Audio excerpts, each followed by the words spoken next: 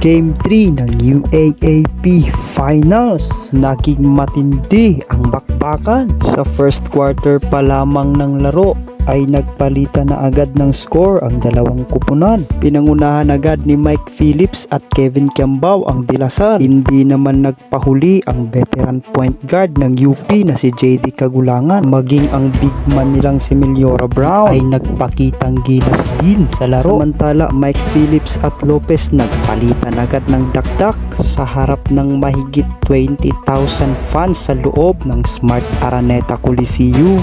Halos lahat ng players ng UP ay nag-ambag, lalo na ang scorer na si Alarcon ay nagpakita din ng magandang mid-range shooting. Todo buhat naman si Kevin Kiambao upang hindi matambakan ng malaki ang kanyang kupunan. Subalit tinapos ng UP ang first half na may 6 na kalamangan. Sa pagsisimula pa lamang ng second half ay pinakita na ni Kiambao kung bakit siya ang back-to-back MVP at nagpakawala siya ng napakalayong 3-pointer. Maging ang graduating na si Romero ay hindi rin nagpahuli at nagpakitang gilas sa kanyang huling laro sa UAAP. Bumawi naman si Lopez mula sa pagkaka-choke niya noong game 2 ay nagpakawala siya ngayon ng napaka-crucial na 3-pointer. Kaya naman naging 4 na ang kalamangan ng UP sa Lasal at naging dahilan din kung bakit naging champion ang UP sa season 87 ng UAAP.